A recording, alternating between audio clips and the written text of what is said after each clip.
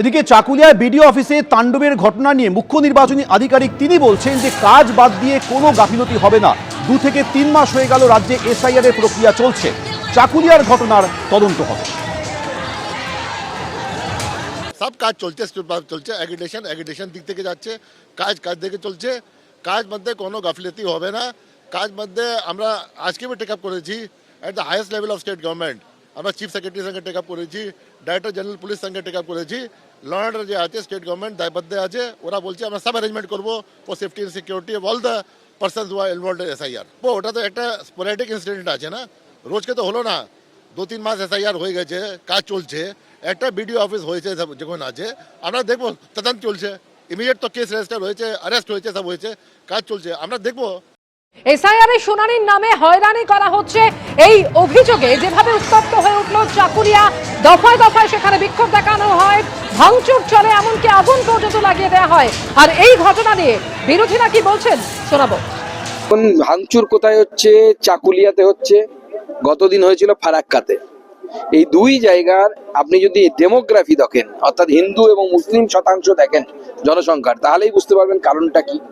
উদ্দেশ্য একটাই, চাকুলিয়ার বিধায়ক হোক বা ফারাক্কার বিধায়ক হোক, তারা তৃণমূল কংগ্রেস বিজেপি কিচ্ছু বোঝে না।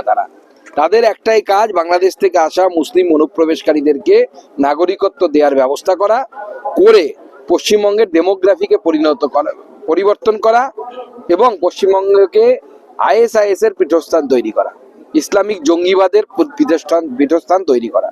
ভারতীয় জনতা পার্টি তার বিরুদ্ধে লড়ছে, আগামী দিনেও আমরা লড়ব। কেন পশ্চিমবঙ্গের মানুষকে জন্ম সার্টিফিকেট দেওয়া হচ্ছে না? নির্বাচন কমিশন কিন্তু বার্থ সার্টিফিকেট দেবে না, বার্থ সার্টিফিকেট দেবে রাজ্য। নির্বাচন কমিশন ডোমিসাইল সার্টিফিকেট দেবে না, দেবে রাজ্য। আজকে নির্বাচন কমিশনের বিরুদ্ধে রাহুল গান্ধী এবং কংগ্রেসের এক বরাবর যে প্রতিবাদ, সেই প্রতিবাদে সবাই সচেতন হয়েছে। নির্বাচন কমিশনকেও আজকে বলতে বাধ্য হতে হচ্ছে যে নির্বাচন কমিশনের দায়িত্ব নাগরিকত্ব দেখা নয়। অথচ এই নির্বাচন কমিশন একসময় বলেছিল নাগরিক ছাড়া তো ভোট হয় না। আজকে সেই নির্বাচন কমিশন বলছে নাগরিকত্ব দেখার দায়িত্ব আমাদের নয়, নাগরিকত্ব দেখার দায়িত্ব স্বরাষ্ট্র দপ্তরের। তাহলে কংগ্রেসের যে লড়াই, কংগ্রেসের যে প্রতিবাদ, তার প্রতিধ্বনিতে আজ নির্বাচন কমিশনকে মাথা নিচু করতে হচ্ছে। এদিকে ফারাক্কার বিডিও অফিসে তাণ্ডবের ঘটনায় গ্রেফতার করা হয়েছে যুব তৃণমূল নেতাকে। গ্রেফতার করা হয়েছে ফারাক্কার যুব তৃণমূলের সাধারণ সম্পাদক তারিকুল ইসলামকে। বিডিও অফিসে তাণ্ডবের ঘটনায় যুব তৃণমূল নেতা সহ মোট 5 জন এখনো পর্যন্ত গ্রেফতার হয়েছে।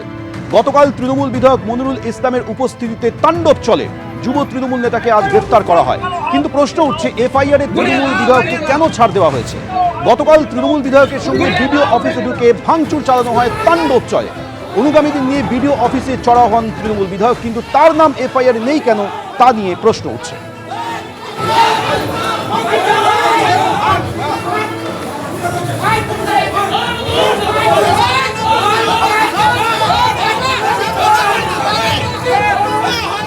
এবিপি আনন্দ, এগিয়ে থাকে, এগিয়ে রাখে।